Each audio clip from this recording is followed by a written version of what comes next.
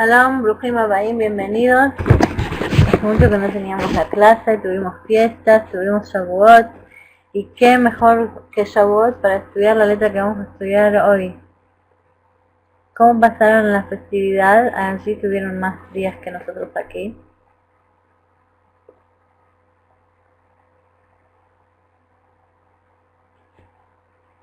Tranquila, muy bien, eso es importante. Me alegra que lo hayan pasado bien. Aquí allí a veces cuando me sale algún momento para entrar a las cuentas de Facebook, etcétera, veo que ponen fotos de Jalot, veo que ponen avisos de cosas que preparan para el Hag, para la festividad, así que de vez en cuando lo miro y me pongo muy contenta. La última vez que nos encontramos vimos la letra Mem. Y hoy vamos a terminar la letra Mem, o redondear un punto que no habíamos dicho. Y luego vamos a estudiar la letra Nun, que tiene que ver con la canción que estábamos escuchando recién. Así que háganme acordar que cuando comencemos a hablar de la letra Nun, les cuente lo interesante de la canción que recién escuchábamos. Vamos a poner acá la letra Mem, como siempre. Bien. Aquí la tenemos subiendo.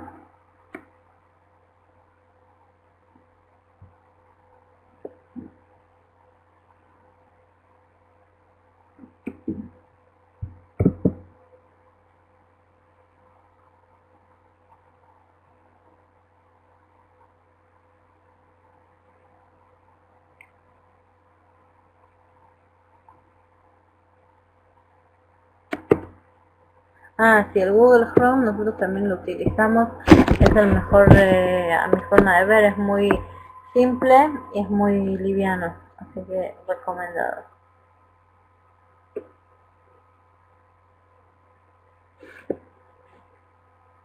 Muy bien, y para nuestras clases que necesitan que sea ligero y que sea liviano, para estas conexiones más todavía. Entonces tenemos acá la letra Mem, que habíamos dicho que tiene que ver con agua, tiene que ver con un montón de cosas que vimos, pero hay algo que no dijimos, según lo que yo me acuerdo, ustedes me pueden corregir, que es que además de ser una medida de agua, el valor numérico de la letra Mem, que es 40, también es la altura de la entrada al Beit HaMikdash. Que esa entrada al Mishkan, Beit HaMikdash, esa entrada se llamaba Ulam. Hoy en día en hebreo la palabra Ulam la utilizamos para todos los salones. Cuando queremos denominar un salón, decimos Ulam. Sin embargo, este Ulam, que justamente también termina con la letra Mem, tenía un alto de 40 amá, por eso tiene que ver con la letra Mem.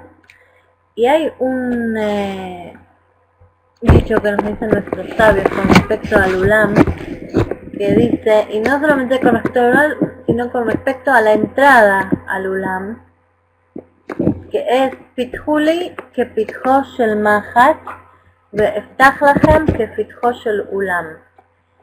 Ábranme como la abertura de una aguja y les abriré una abertura, una entrada como la del Ulam.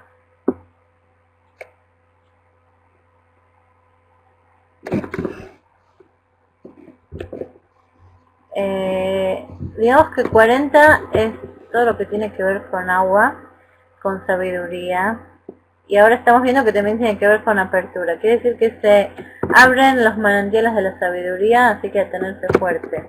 Yo todavía no tengo nada de sabiduría porque me falta un poco para llegar a esta edad, así que todos aquellos que estén cerca de los 40, que se atengan a las consecuencias.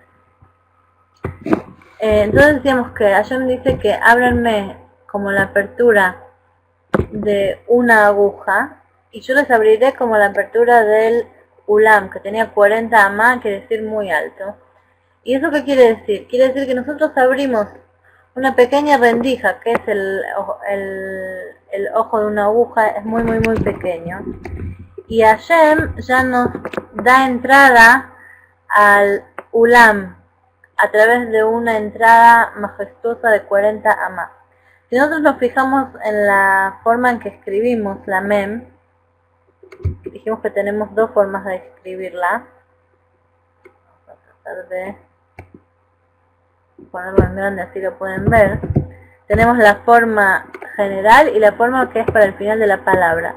Entonces, si nos fijamos acá tenemos una apertura muy pequeña en la mem mundana, digamos. Las habíamos separado entre la mem espiritual y la mem material. La mem material, que es nuestra apertura, la que tenemos que abrir nosotros, es una abertura muy pequeña. Y acá tenemos un espacio entero que es como el Ulam. A través de esa abertura tan pequeña podemos ingresar a ese espacio abierto que es toda la parte interior de la mem. Es decir, no solamente que tenemos entrada a la mem, sino que ya pasamos a estar dentro de la mem espiritual. Esto es lo que nos quedaba pendiente un poco sobre la mem. Y ahora les voy a hacer una pregunta que todos aquellos que estudian en dimensiones seguro me van a poder responder, que es, habíamos dicho que la mem tiene que ver con el agua. ¿Cómo se decía agua? ¿Se acuerdan? Maim. Exactamente, maim. Mem, maim, que más parecido al agua que todo lo que tiene que ver con la mem, que ya lo estudiamos. Y para entender en la forma básica la relación que hay entre la mem y la nun, que es la que viene después de la mem, y así poder entender por qué están una al lado de la otra, les voy a preguntar ¿qué es lo que hay en el agua? Porque la nun se encuentra en la mem. Incluso lo podemos ver también en su forma. ¿Qué hay en el agua? Exactamente peces. Peces. En el agua hay peces. Y este es el ligamento principal que hay entre la mem y la nun. Vamos a poner acá la forma de la nun. Sí, agua común y corriente. Vamos a poner la nun. Así ven como la nun también está dentro de la mem.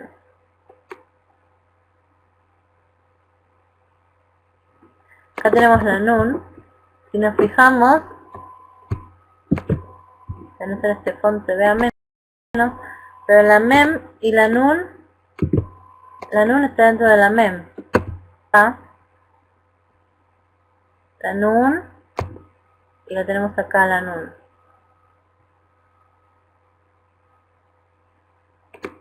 ¿Ok? Entonces, la nun está dentro de la mem, así como los peces están adentro del agua. ¿Y qué tiene que ver? Vamos a comenzar ya directamente con el nombre de esta letra, que por supuesto ya lo dijimos, es nun. ¿Y nun qué significa?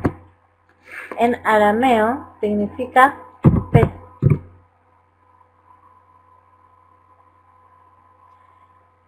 También tiene que ver con la caída, eso lo vamos a ver un poco después. No tiene nada que ver de específico con el nombre de la letra. La nun quiere decir pez. También quiere decir, vamos a ponerlo más claro acá.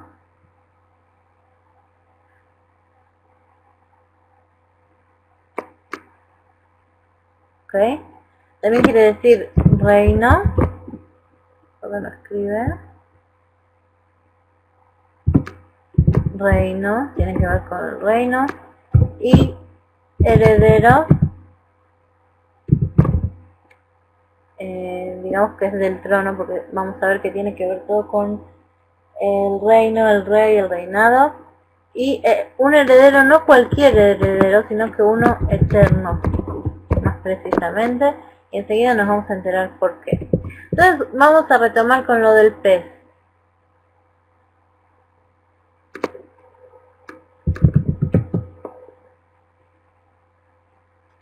Decíamos que la nun está dentro de la mem, así como los peces están en el agua. Nuestros sabios a los peces del mar les dicen nunei yama. Fíjense bien, nosotros dijimos que yam es mar, en arameo es yama. Es muy común que la diferencia entre el hebreo y el arameo sea agregarle una a al final, una alef. Entonces, nunei son los peces del yama mar. Nunei yama, los peces del agua. Nosotros sabemos que así como hay diferencia, y eso lo dijimos también con respecto a la mem, hay diferencia entre el mundo del agua, el mundo del mar, el mundo marino y el mundo terrestre. Es la misma diferencia que hay entre el mundo espiritual y el mundo material. ¿Cuál es esa diferencia?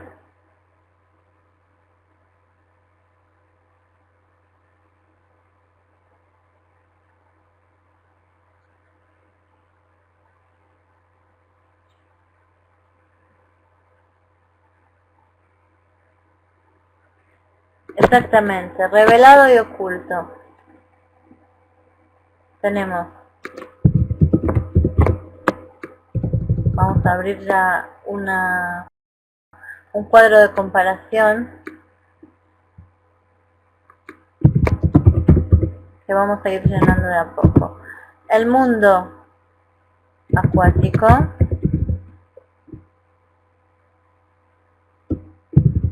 el mundo terrestre,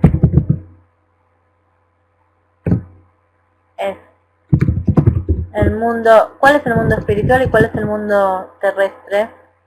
¿El espiritual o el material? ¿A qué equivalen? ¿Cuál equivale a cuál? ¿Cuál corresponde a cuál?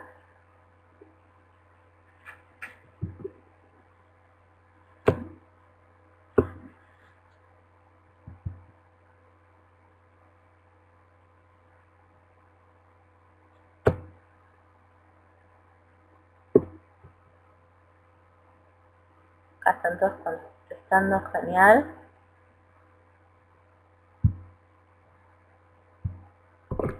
Vamos a escribirlo.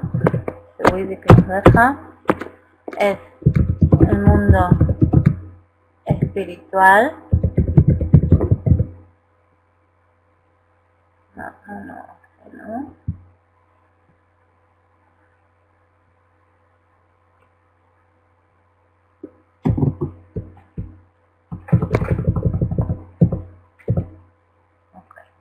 Ahora vamos a decirle a Wiki que empiece a potenciar mejor. El mundo espiritual. Y tenemos de este lado el mundo material. ¿Cierto? Muy bien. Ahora vamos a ir viendo que tenemos más comparaciones para hacer, que no son las únicas. Y vamos a entender también por qué tienen que ver todas estas con la nun, además de comenzar desde un pez. ¿Ok? Digamos que si nosotros miramos a esta clase, vamos a ver un poco como la teoría de la evolución.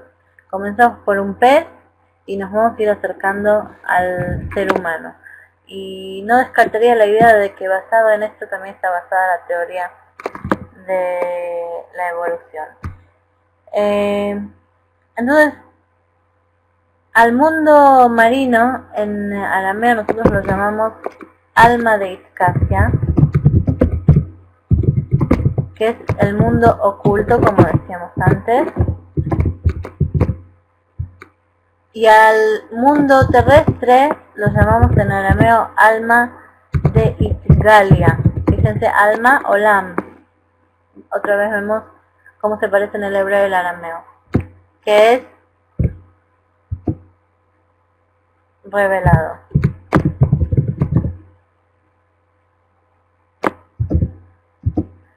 Okay. Entonces tenemos que si el mundo terrestre es el revelado y corresponde al material, también el mundo material es lo que vemos revelado.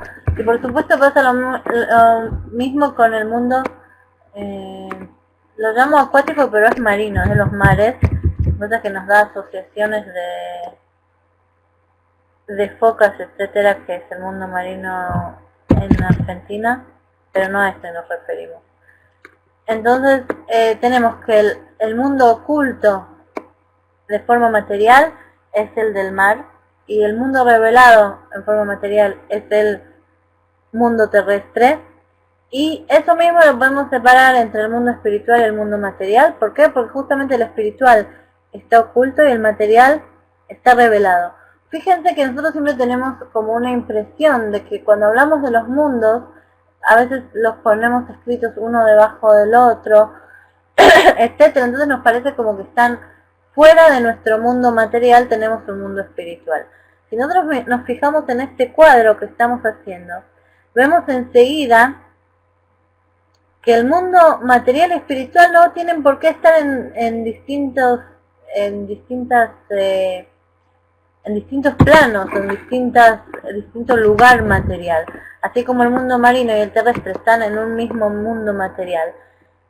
Si nosotros vamos un paso más allá, lo espiritual y lo material también pueden estar en el mismo lugar al mismo tiempo.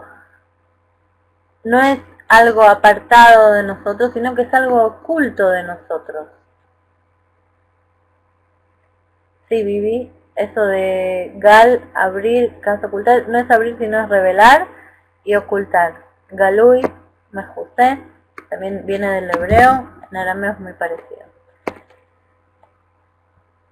Hablando acá un poco de la comparación entre el mundo marino y el mundo terrestre, con respecto también a los distintos parámetros que vemos en el mundo espiritual y el material. Entonces decíamos que tenemos varias comparaciones que hacer. Y lo primero que vemos que en el mundo marino y el mundo terrestre, la gran diferencia es que uno está oculto y uno está revelado. Si nosotros miramos al mar, como decíamos con la letra Mem, no vemos qué es lo que está pasando debajo. Nosotros vemos a veces un mar calmo y hay guerras entre distintas criaturas debajo del mar, de las cuales ni nos enteramos. Y puede ser también al revés, que arriba, en la superficie, haya una gran tormenta y debajo está todo tranquilo. Eso es porque está oculto.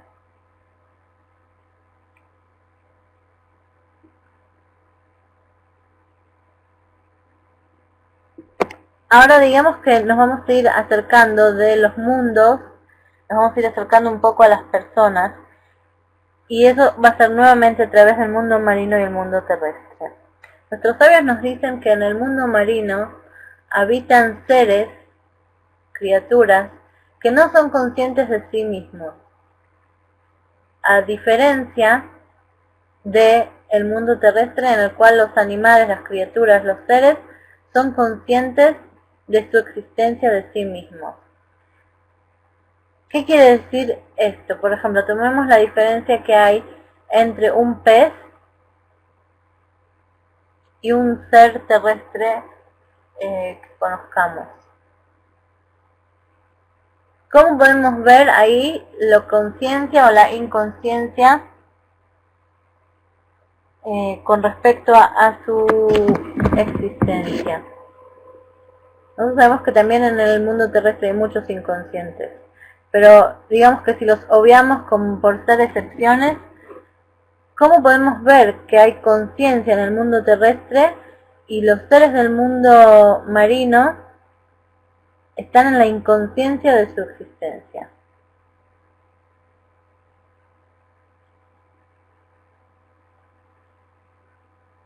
No vayamos hacia el hombre todavía, estamos hablando de los seres en general. Debajo del agua no hay seres humanos, eso también es una pista.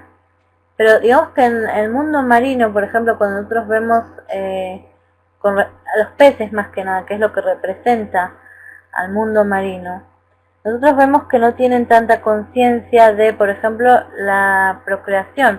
Toda la cantidad de peces que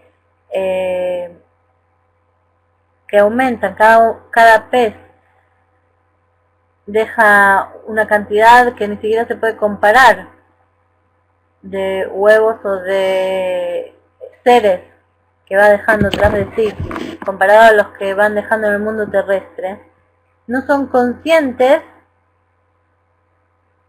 del valor de cada unidad o de la existencia de cada unidad.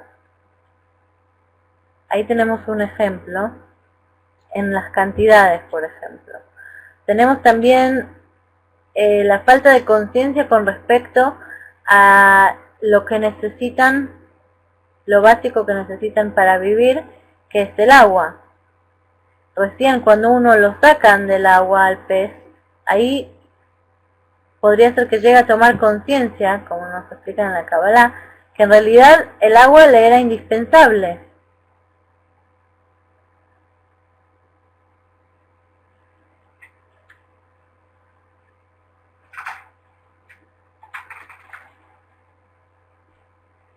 Entonces, cuando uno pasa del mundo oculto al mundo revelado, del mundo marino al mundo terrestre, del mundo espiritual al mundo material, la diferencia que encuentra en los seres que están en los distintos mundos, en las distintas fases, es que en el mundo marino, en el mundo espiritual, en el mundo oculto, no hay conciencia. Lo vamos a poner inconsciente. Y los seres del mundo terrestre son conscientes.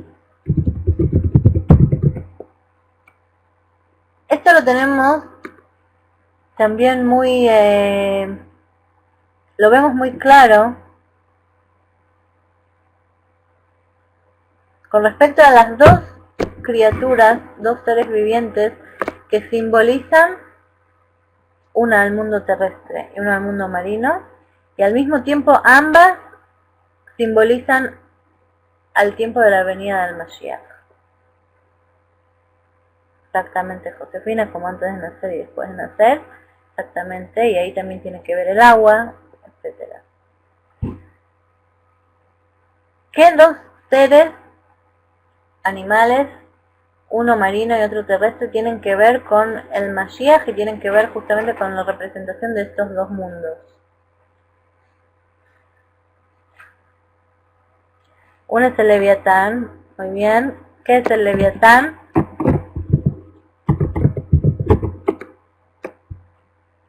No es un águila.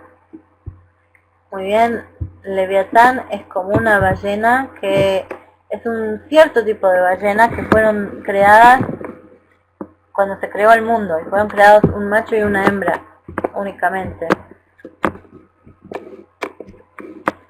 No, una serpiente, monstruo marino, lo llamaríamos, es más cercano a una ballena por su forma y sus características. Sí, es con escamas porque es kasher. Está escrito que con su escama va a hacer shejitá al otro ser que todavía no dijimos que es del mundo terrestre. No es el león.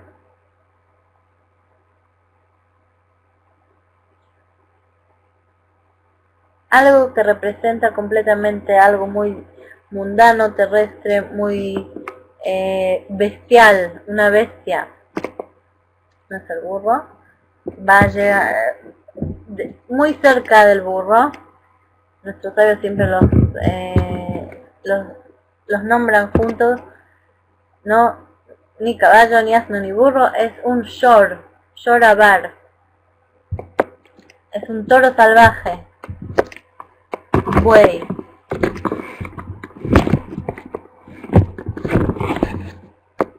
Se llama shor abar. El toro salvaje.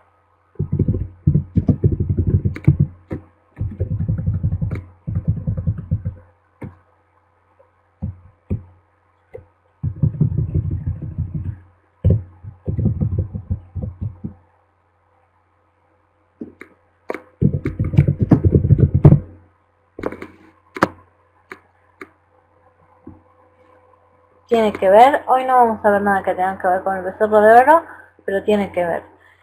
Leviatán y Yorabar. Entonces tenemos las dos formas, una terrestre y una marina, que representan a la venida del Mashiach. Está escrito que en la venida del Mashiach van a luchar uno con el otro, el Leviatán y el Yorabar.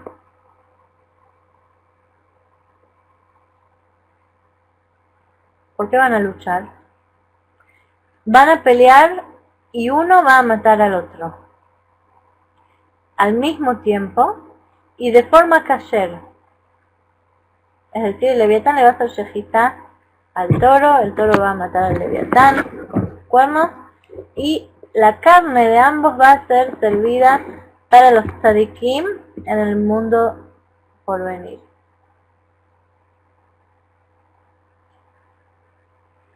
Esto suena un poco fuerte, digamos, más que nada por el final. Si es algo tan especial, tan distinto, suena como un cuento nada regular, ¿para qué está hecho todo esto? Para que vengan personas y lo coman.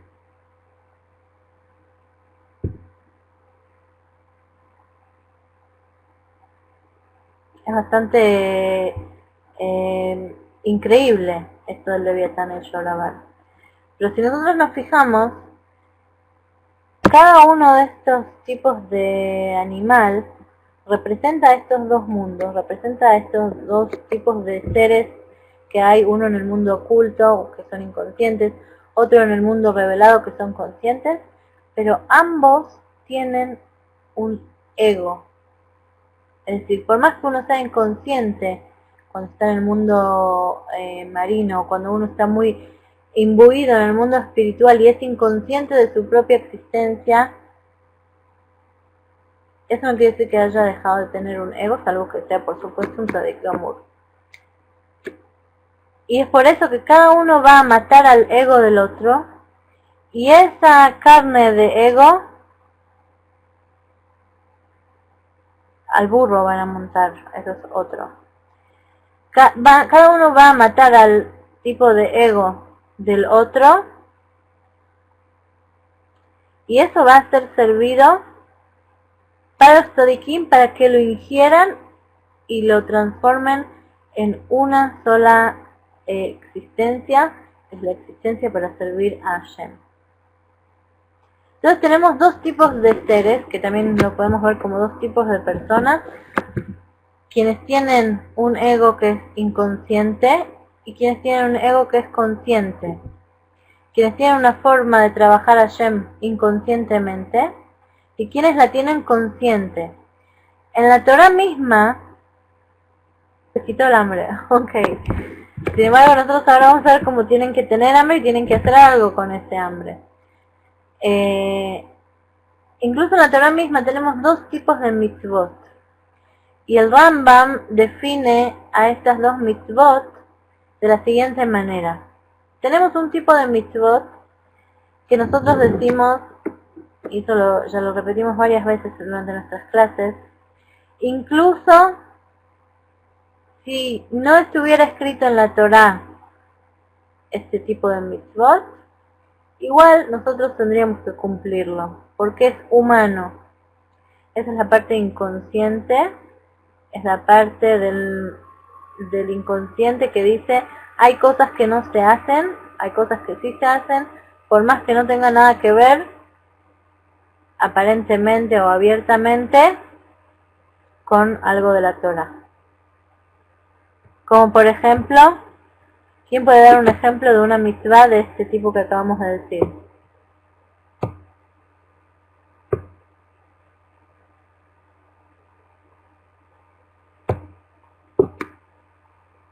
Muy bien, Jonathan nos dice no matarás. Por ejemplo, no matarás. Incluso si no fuera una mitzvah, y esto es un poco también la gente que dice que en realidad la Torah está de más, porque hay cosas que son obvias y no tienen nada que ver. Uno puede ser una buena persona incluso sin cumplir las mitzvot. En la Torah está escrito no matarás, y esto como ser humano sabemos que no lo debemos hacer, incluso sin que sea una mitzvah. Y el Rambam nos dice, si lo hubiéramos sabido igual, ¿para qué nos pone Hashem estas mitzvot en la Torah? Para agregarnos más huyot, más méritos, que cuando lo cumplimos no estamos haciendo simplemente un acto inconsciente, sino que ya lo pasamos a hacer un acto consciente, que lo hacemos no solamente porque somos seres humanos buenos y que nos comportamos humanamente, sino que queremos cumplir la voluntad de Hashem. Sin embargo, tenemos otro tipo de mitzvot, que esas las hacemos con conciencia desde un principio, solamente porque Hashem lo prohíbe. Y humanamente no hay ningún motivo. ¿Qué puede ser, por ejemplo, una mitzvah que la hacemos desde un principio solo para cumplir con la voluntad de Hashem? La vaca roja, nos dicen acá, todos los hukim, que ya esto es una bolsa de mitzvot, es decir, todas las mitzvot que no tienen un porqué escrito en la Torah, cumplir el Shabbat, exactamente, no tiene nada que ver con nuestro sentido común según seres humanos. Y todo eso lo hacemos conscientemente desde un principio para servir a Hashem. Entonces nosotros vemos que lo inconsciente, nosotros a través de la Torah, lo podemos transformar en consciente. Y lo consciente no hace falta que lo transformemos en inconsciente. Y eso es lo que nosotros hacemos con la Torah y es lo que decíamos antes, que tienen que tener hambre y tienen que comer. ¿Por qué? Porque nuestra meta final, ¿para qué nosotros estamos hablando de todos estos tipos de seres y de mitzvot? Para entender qué es lo que nosotros tenemos que hacer acá, en este mundo. Y lo hablamos muchas veces y ahora lo vemos nuevamente con la letra Nun. ¿Qué es lo que vemos en la letra Nun? Tenemos al Leviatán y tenemos al Shor Habar. El Shor Habar es el toro salvaje, es una behemá. ¿Qué es una behemá?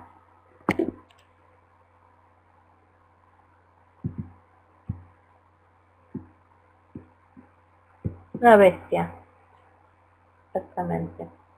Ahora, la palabra behemá en hebreo se escribe de esta forma. Behemá. Bet hei mem hei. Hay una palabra que se escribe de una forma muy parecida. Una palabra que utilizamos mucho en las clases de Kabbalah. ¿Quién se anima? Todos los que ya saben un poco hebreo, estamos terminando el curso. ¿Qué palabra que utilizamos mucho en las clases de Kabbalah es parecida a behemá? Se escribe parecido.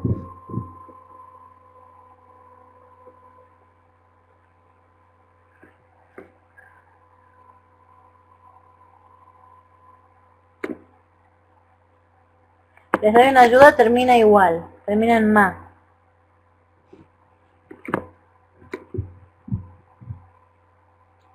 Ima, muy bien, una palabra que utilizamos incluso más que ima.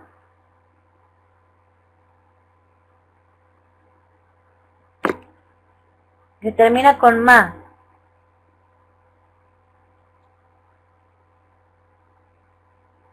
También Shema utilizamos, pero esta palabra la utilizamos más. Una palabra que tiene que ver con Jabal.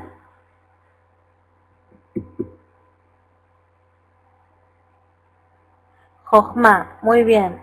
Entonces tenemos acá la palabra Jochma, que se escribe así. Jochma tiene las letras, con las letras de Jochma, nosotros formamos las dos palabras Koach, Ma. ¿Qué es lo que define a la Jochma, la sabiduría? ¿Qué es la sabiduría? Es la fuerza del Ma.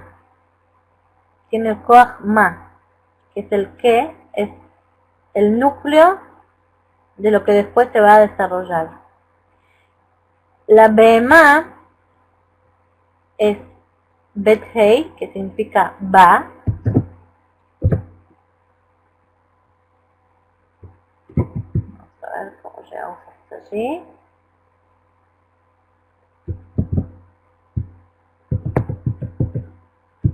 ¿ok? Ba, ma. Bet hei es ba, ma, ya sabemos lo que es ma. Ba quiere decir en ella.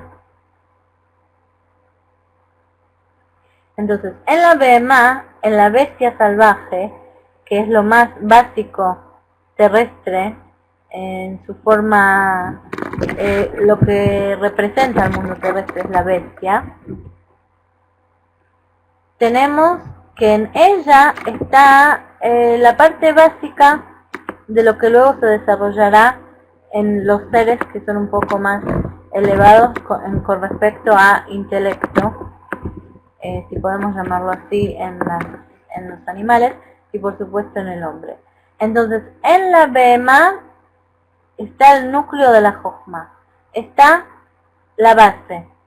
A partir de eso se desarrollará, y por eso dije que también un poco basado en esto podemos ver la evolución. Que hablamos del pez, luego hablamos del leviatán, se desarrolla en su equivalente terrestre en una behemá que tiene el núcleo, el punto básico de la jochma. Que por supuesto nosotros después, como seres humanos, tenemos la jochma, que la podemos desarrollar a través de todo nuestro intelecto, binah y dat, y llevarlo a la práctica. Y eso es lo que tiene que ver con lo que decíamos antes de la meta final, de para qué nosotros queremos todas esas mitzvot, todas estas diferencias, conciencia e inconsciencia. Y eso es, digamos que es lo último que nos falta comparar acá en este cuadro, que es Tou y Tikkun. El mundo de Tou y el mundo de Tikkun.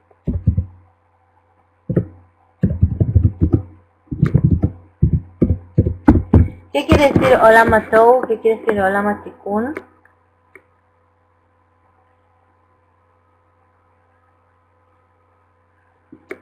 El mundo del caos y el mundo de la corrección de lo que está enmendado. Y eso exactamente, nosotros, esta es nuestra meta. Pero no es nuestra meta por separado. Y eso es lo que tiene que ver con lo que van a comer los tzadikim cuando venga el Mashiach. Nosotros tenemos que llegar aquí, que es la unión. ¿Cómo es la unión? Orot de Tohu, Bekelim de Tikkun. ¿Qué quiere decir Bekelim de Tikkun?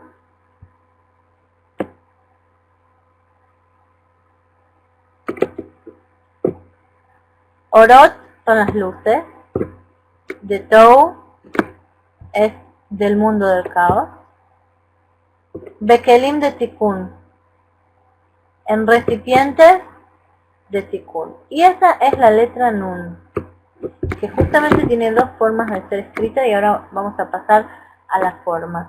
¿Qué quiere decir que tenemos que hacer luces de Tohu, del caos, en utensilios de Tikkun? Quiere decir hacer la misión imposible. Nuestra misión imposible, entre comillas imposible, decidamos o no decidamos aceptarla, esta es la misión. Orot de Tohu, Bekelim de Tikkun. Es unir, en la única forma que se puede unir, todo lo que acabamos acá de separar en dos.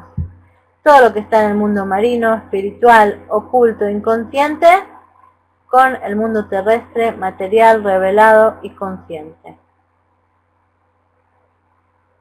Es decir, tenemos la tarea de unir dos cosas que son como el aceite y el agua, lo terrestre y lo marino, lo espiritual y lo material. Si nosotros tratamos de sacar un pez del agua, se muere.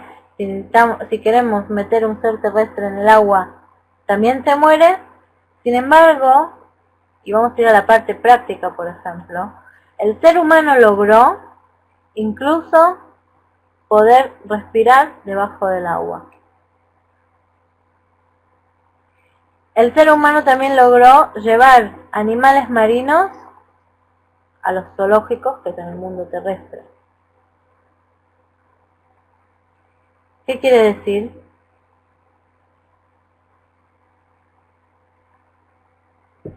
Que a través de la conciencia humana, a través del libre albedrío, que es lo único que nos diferencia de la Behemá, del Yorabar, que es la Behemá, y del Leviatán, nos diferenciamos a través del libre albedrío, que es tomar conciencia de todo lo que nosotros tenemos y de todo lo que nos diferencia del resto de la creación, y con esa conciencia hacer por propia voluntad el deseo divino. Y es ahí cuando unimos a través de las mitzvot, que es el deseo de Hashem, a través de nuestro libre albedrío, unimos luces de un caos, de algo que no se puede unir con cosas materiales, de algo que está oculto. Logramos ponerlo en recipientes de tikkun, que es nuestro cuerpo, que es lo terrenal, etc. Entonces, esta es nuestra misión, y eso es la letra Nun, que lo vamos a ver ahora también en su forma y también en el resto de sus explicaciones. Entonces, hasta ahora hablábamos del pez. Todo esto que hablamos hasta ahora es porque el concepto de la Nun es un pez. Que cuando es que toma conciencia de su existencia, recién cuando lo sacan del agua. Pero ahí muere. Es por eso que nosotros lo que queremos hacer es unir al mundo del pez con el mundo terrestre, Orot de Tobu, Bekelim de Tikkun, a través de la Nun. Es decir, unir al Leviatán con el Yorabar de una manera que después esa energía que tiene cada uno pueda ser utilizada para la voluntad de Hashem, que es a través de que un tzadik lo come, lo ingiere, lo asimila, lo hace parte de su cuerpo y con eso cumple mitzvot. Luego tenemos reino. Y eso viene directo de pez. Ya que el Leviatán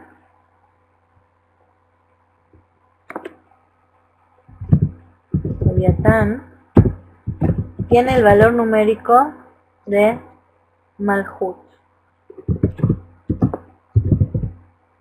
que es reino. ¿Cuál es el valor numérico? Vamos a ponerlo acá.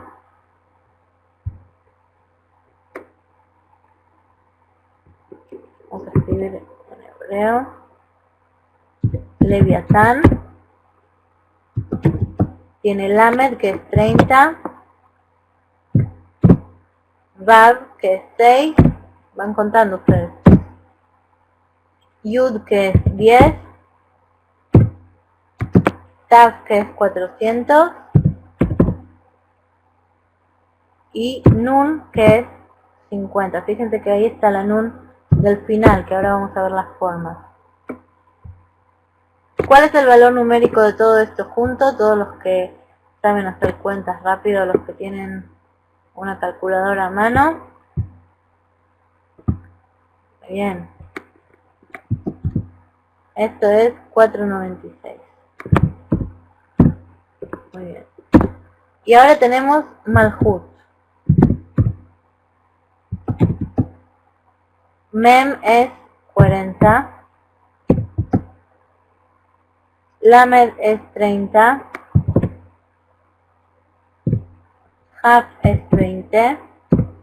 Vav es 6. Y Taf es 400. La cuenta da 490. Entonces tenemos acá nuevamente a Leviatán y a Malhut. Malhut, que es el reino, da justamente 496. Y es porque Leviatán, además de tener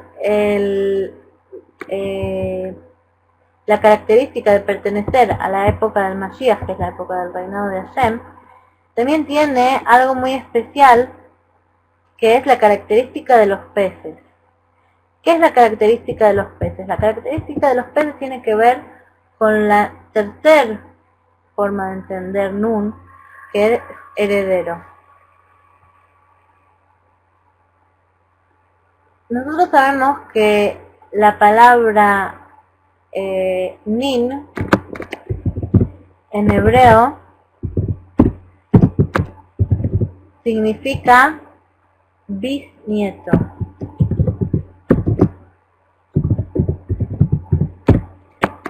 Bisnieto, perdón. Bisnieto.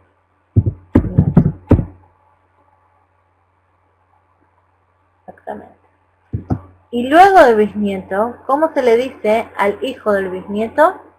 Se le dice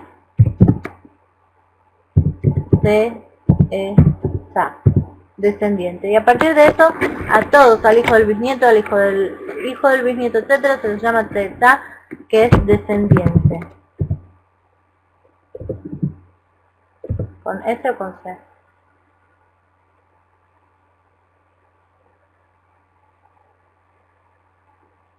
Descendiente. Muy bien, ahí unimos la S y la C. Entonces tenemos que el pasuk que nos dice Urre'e banim levaneja shalom al Israel. Urre'e banim levaneja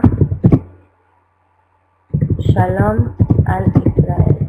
Nos dice David Amelech que cuando le veas los hijos de tus hijos, shalom al Israel.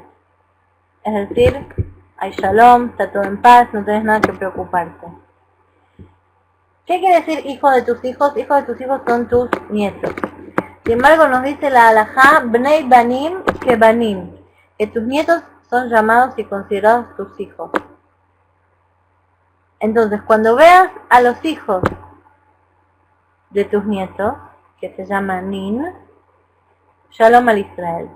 Cuando llegue el momento de Nin, que es Nun, Nin y Nun tienen la misma raíz, es el nieto, es la Nun, es el pez, es el leviatán, shalom al Israel. ¿Cuándo va a haber paz para Israel?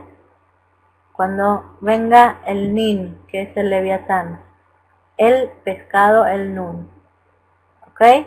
Si vamos un paso más adelante, antes de que se nos termine esta clase, decimos que cuando veamos el Shara Nun, que esto lo vamos a ver la semana que viene, cuando veamos el portal Nun, el portal 50, ahí recién va a haber Shalom al Israel, que es paz para Israel. Y es por eso también que el heredero, el eterno heredero, es cuando nosotros podemos ver al bisnieto, al Nin. Una vez que llegó el Nin, llegó el Shara Nun, quiere decir que eso es eterno, que es la descendencia eterna del rey David con la venida del Mashiach, que es descendiente justamente del rey David. Nos vamos a despedir nuevamente con la canción que les prometí que tenía que ver con lo que estamos diciendo hoy, que es justamente que tiene que ver con los descendientes. La canción dice así: dame el mérito de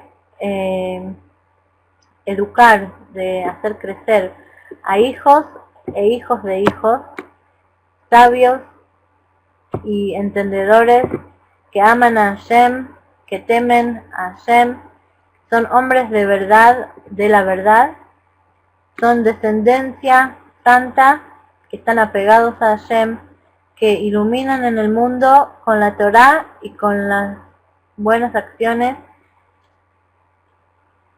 y que todo lo hacen en la tarea del Creador, que justamente hablamos de su creación tan fascinante y milagrosa hoy en esta clase. Nos vemos de Hashem mañana con la clase de hebreo nivel A, que ya se está terminando, así que atención ahí, no se olviden, mañana a las 9 Israel.